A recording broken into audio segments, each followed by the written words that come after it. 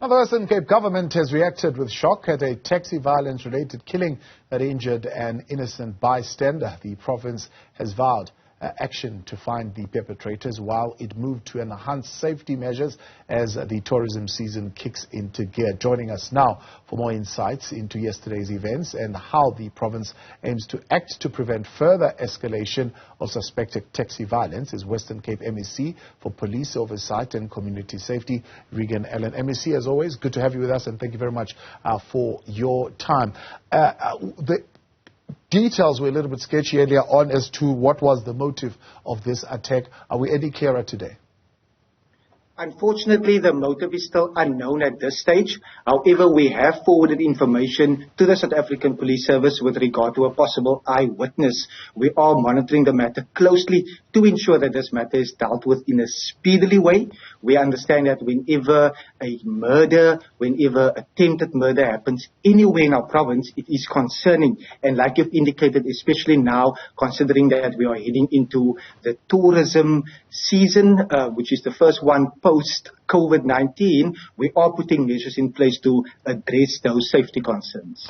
Is there a indication from any of the taxi association that want to take responsibility for this? Have any of them acknowledged what has happened here?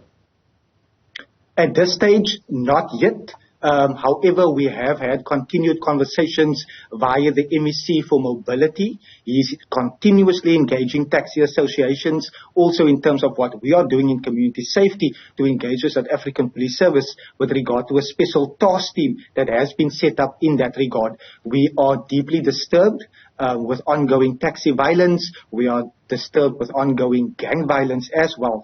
Hence, if we consider what we have done in the Western Cape with the LEAP deployment, the LEAP deployment is a partnership between the Western Cape government and the city of Cape Town, where we deploy additional resources in our crime hotspot areas. And if we consider the latest crime stats for the last quarter, where murder increased in our country by 11.5%, here in the Western Cape, where LEAP officers were deployed in conjunction with the city of Cape Town, in conjunction with working with the South African Police Service, we actually saw a reduction of 8.2%. But obviously, we still have a way to go, but there is continued interventions in that regard. Now, of course, you're activating also a tourism safety office to help protect tourists who visit the province. Tell us about that deployment. What does it look like? We are excited about it.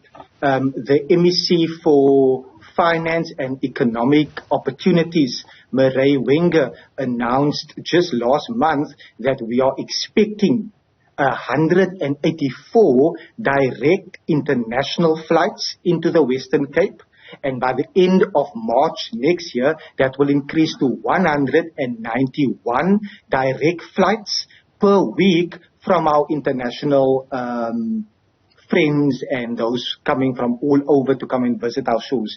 We are activating tourism safety officers. They are law enforcement officers trained. We have our chrysalis graduates that also form part of that deployment into our areas so that our locals and our tourists can actually feel safer within the areas that they will be visiting, considering it's been a very difficult time. We are estimating that this particular tourism season will have an estimated tourism spend of 7.9 billion rand, which will go a long way towards making sure that the tourism sector is rejuvenated, but that also that jobs are maintained, and safety is a key pillar towards ensuring that our communities and our residents are able to work, play, but also live a life of dignity. So it's one project that we are excited about, and I am making further announcements as that particular deployment will be kicking off from the 1st of November.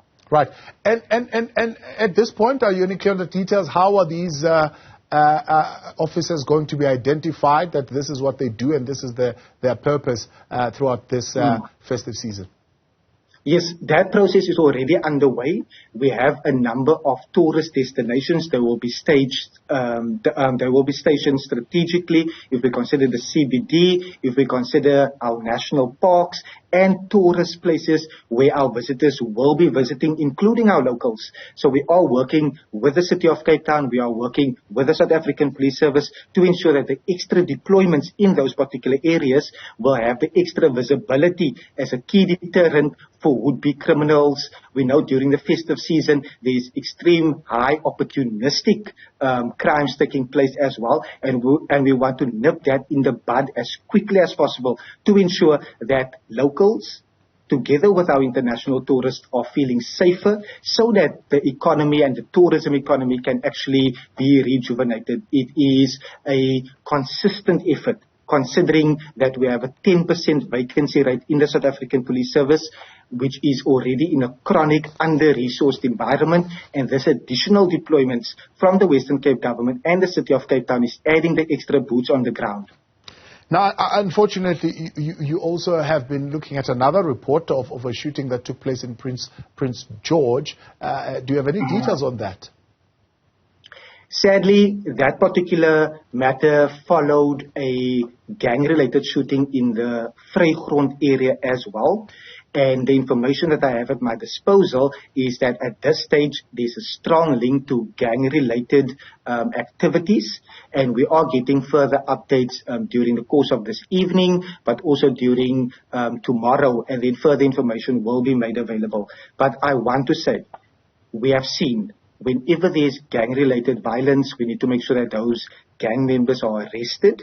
We have, sadly, a less than 2% conviction rate for gang-related murders. Hence, we are continually working with the SAPS to ensure that the detective services are able to ultimately bring a perpetrator to court so that that person can be held accountable, he can be convicted, and it can be sending a strong message that criminality, lawlessness, and these heinous crimes that are happening will not be tolerated.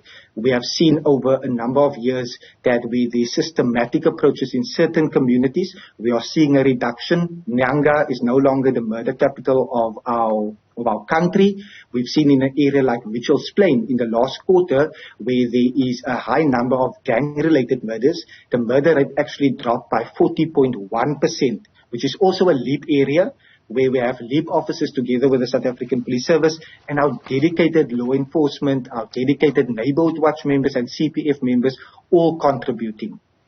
MEC, appreciate your time. Thank you very much for coming on and joining us tonight here on In Focus. That is Western Cape MEC for Police Oversight and Community Safety, Reagen Allen.